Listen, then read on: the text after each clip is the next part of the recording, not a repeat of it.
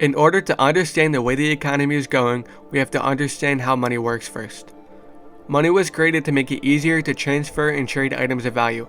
Items are given to someone in exchange for money, which are traded for something that you feel is equal in value to that amount of money.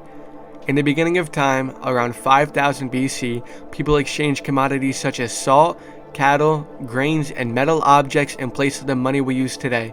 It wasn't until around 650 BC when they started to use metal coinage such as gold and silver. You would trade gold coins for physical items like food and clothing.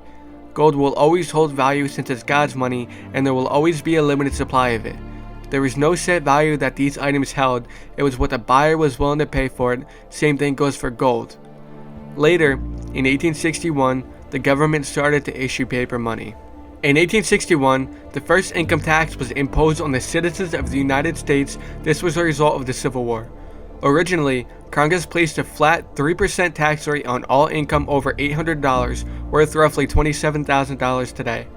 Around 11 years later, Congress had gotten rid of the income tax in 1872, but the concept was still around. A few decades later in 1909, progressives in Congress had brought the income tax idea back into the equation, and they had passed a provision to add an income tax to a tariff bill. This act was called the Corporate Income Tax of 1909, which imposed an excise tax of corporations for the privilege of doing business in corporate form. Finally, in 1913, the 16th Amendment was passed. This amendment stated, "The Congress shall have the power to lay and collect taxes on the incomes from whatever source derived, without appointment of the several states, without regard to any census or enumeration." This amendment made it legal for Congress to tax its citizens independently, since it was not allowed to beforehand.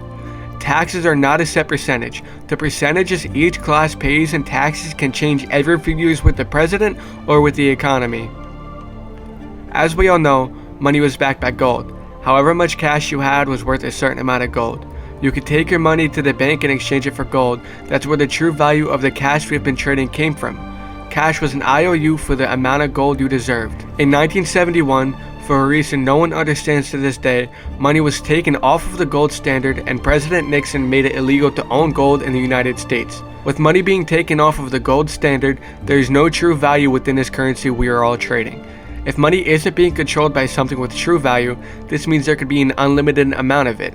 The Federal Reserve prints the US dollar, and they can print however much they want, since there is no true value attached to it. There will be consequences if they print too much, and there will also be consequences if they don't print enough. If they print too much, the value of the US dollar will drop, and you won't be able to buy as much with the same amount of money, which means the spending power of each dollar worsens, and you get less for the same amount. Also, if they print too much, the economy will collapse, interest rates will go up, and the housing market will also collapse because people can't afford to buy homes. Currently, this is exactly what happened to us. During the pandemic, all of the stimulus checks Donald Trump sent out, increased unemployment checks, and an increased rate of printed money. Someone has to pay for it. It's not free. We are experiencing this recession for all of those reasons, and Biden sending $9 billion to Ukraine is also not helping our economy. Before citizens jump on the bandwagon to support our government officials and their decisions, they should do their research. Simply enough, the money we trade on a daily basis and live off of holds no true value. If this money holds no true value, then it is fake money, also called fiat money. Furthermore, it is easier for the government to control, print, and manufacture money, meaning the government and the Federal Reserve have full control over the money that we spend. The Fed can print money and raise interest rates as they please. The one thing the government wishes they could do, that they currently can, is track all of the spending from the residents of this country. If the government was able to track all of the money that was being used, this means more money for them, since they could tax it. Using regular cash cannot be taxed or tracked, so in place of the paper dollar, they are trying to roll out digital currency. Yes, there are digital currencies already like crypto, but those are not government owned, and they are also not accepted as payments anywhere.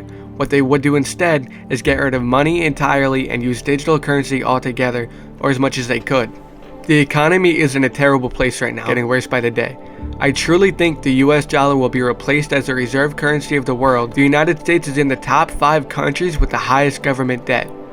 Although the United States has the most gold reserves, the US dollar is not backed by gold like I said before.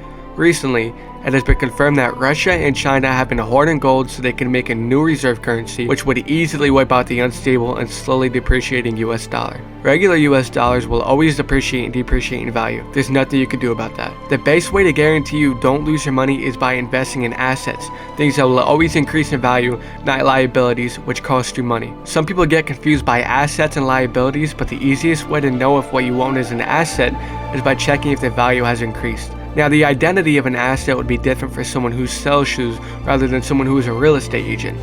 For a real estate agent, a house would be an asset for them because they know what they are looking for and they know how to sell it. They might be a great salesperson, but they won't know how to sell shoes as well as someone who sells shoes on a regular basis. It goes both ways. You have someone who sells shoes on a regular basis, buying a pair of shoes for $200 could be an asset and a great investment for them because they know what they are doing and they know how to sell it. It's all about what you know, and it's always going to be that way. Like I said, the US dollar is not backed by gold, meaning there's nothing holding it back from going bankrupt, other than the fact that it is used all over the world. There isn't much of a reason to start freaking out about it. If and when the US dollar is replaced as a reserve currency of the world, that is when we should all start worrying. Interest rates and inflation are at an all-time high, pretty much all over the world. Yes, it is a global economic crisis, but it was brought upon everywhere because of the United States. The United States and China coexist as an economy to an extent, which means when one economy is bad, then the probability of the other economy being bad is pretty high. In my opinion, the economy will continue to go on a downward spiral for at least another year or two. Instead of hoarding and saving all of your money, invest it so it doesn't lose its value. I hope the relationship between you and the economy has gotten a little bit clearer. Thank you for tuning in, and let me know what content you would like to see next.